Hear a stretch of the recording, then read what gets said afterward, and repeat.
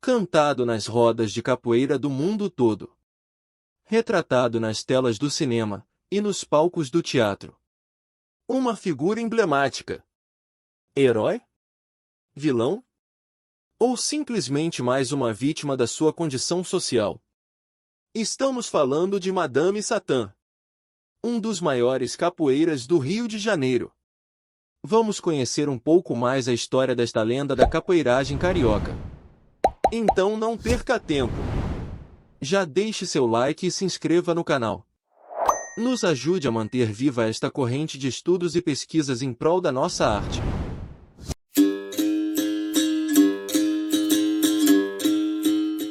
Nascido em 1900, no interior de Pernambuco, João Francisco dos Santos é filho de Manuel Francisco dos Santos e Firmina Teresa da Conceição, ambos descendentes de africanos escravizados. O ano do nascimento de João Francisco é um mistério. De acordo com o registro civil, o nascimento do menino foi datado no ano de 1903, porém, naquela época, o registro não era garantia de exatidão. Devido a esse problema, Madame Satã adotou a data 25 de fevereiro de 1900 como a data efetiva de seu nascimento.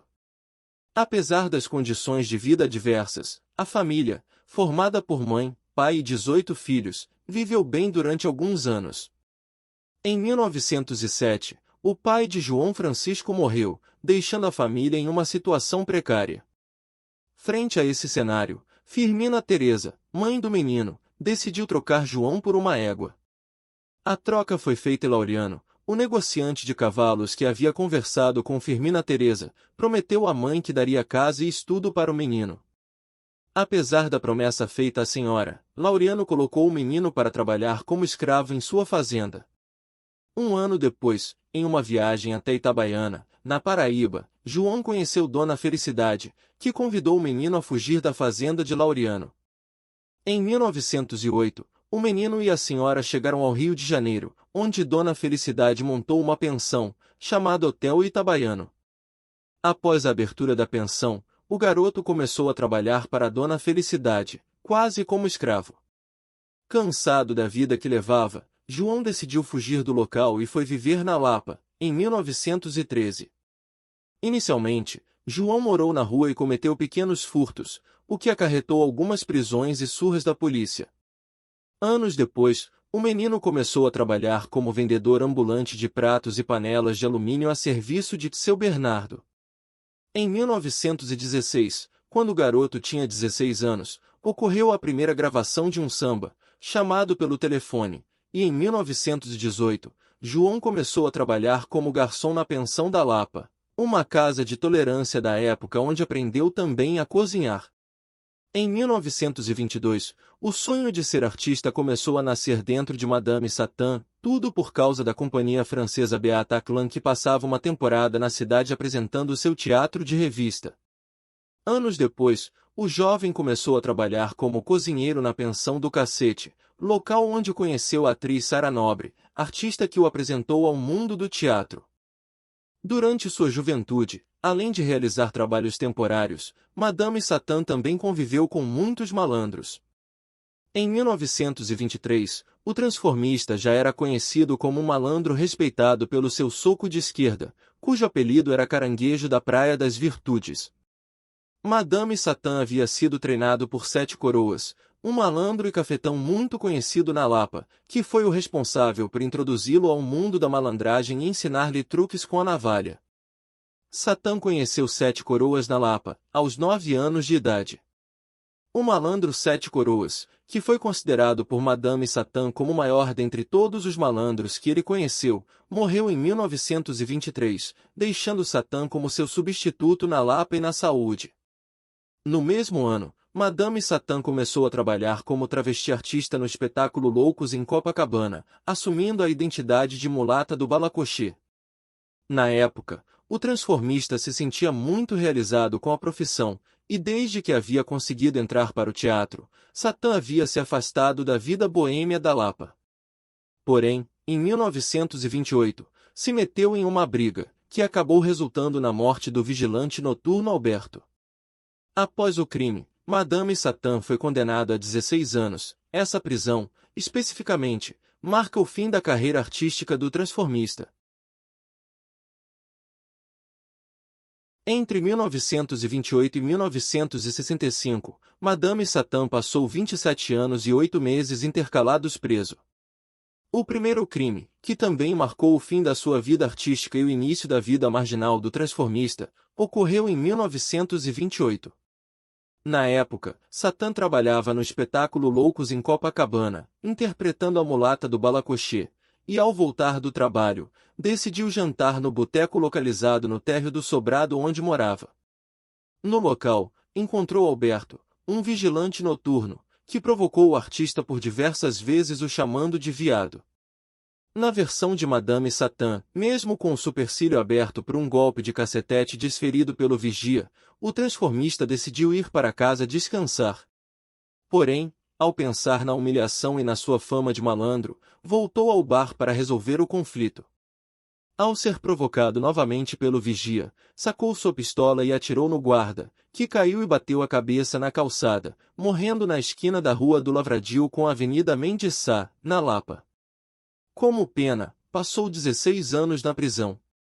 Cerca de 2 anos e 3 meses depois, Satã foi absolvido ao alegar legítima defesa. De acordo com testemunhas, quem havia dado o primeiro golpe durante a briga havia sido Alberto. Além do assassinato do guarda, Madame Satã foi citado em outros 29 processos, sendo 3 homicídios, 3 agressões, 2 furtos, 3 desacatos, 4 resistências à prisão, 1 ultraje ao pudor e 1 porte de arma, entre outros. Nos processos pelos quais foi indiciado, foi condenado em 10. Além disso, atribui-se a Madame Satã cerca de 100 assassinatos e mais de 3.000 brigas. No ano de 1938, João Francisco foi convencido a participar de um concurso de fantasia no baile de carnaval promovido pelo Bloco Caçadores de Viados no Teatro República. Na época, o concurso era muito famoso, atraía turistas do Brasil e do mundo, oferecia oportunidades de trabalho para os transformistas e cedia bons prêmios a quem concorresse. Inspirada em um morcego do nordeste do país, mais especificamente da região de Glória de Goitá, João Francisco ganhou o primeiro prêmio do concurso, um rádio e um tapete de mesa.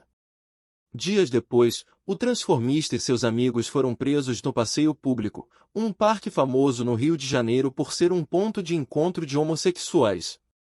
Na hora de registrar a ocorrência, o delegado pediu que João falasse seu apelido, mas ele afirmou que não tinha nenhum e se recusou a contar seu nome verdadeiro. Porém, o oficial reconheceu o malandro como o vencedor do concurso do Teatro da República. Associando a fantasia com o filme Madame Satã, de Cecil B. DeMille, que havia sido recentemente lançado no Brasil, o delegado decidiu apelidar João Francisco dos Santos de Madame Satã. Depois de serem soltos, os amigos de João espalharam a história pela cidade. Inicialmente, João não gostava do apelido, mas se conformou aos poucos. Em pouco tempo, Madame Satã já era uma lenda no Rio de Janeiro. O apelido se espalhou tão rápido que inúmeros transformistas tentaram se batizar de Madame Satã, mas o próprio João zelava muito pela sua reputação e protegia o apelido. Em fevereiro de 1976, Madame Satã foi encontrado internado em um hospital em Angra dos Reis, um município situado no sul do Rio de Janeiro. Internado como indigente, Jaguar, um cartunista e jornalista do Pasquim, resgatou o amigo em Ilha Grande e o transferiu para um hospital na zona sul do Rio de Janeiro, no bairro de Ipanema. Mesmo com o tratamento adequado, Satã morreu após ter complicações de um câncer no pulmão. Apesar da versão oficial afirmar que o transformista morreu devido a um câncer pulmonar, Jaguar concedeu diversas entrevistas afirmando que ele havia morrido de AIDS. Quando cheguei ele estava com 47 quilos, metade de seu peso normal.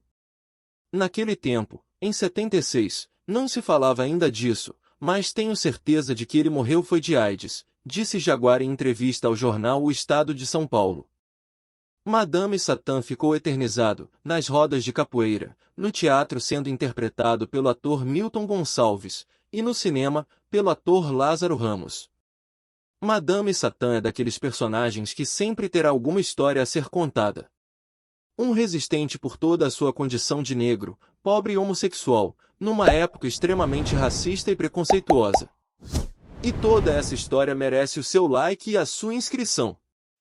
Não perca tempo, compartilhe esta história para o mundo todo.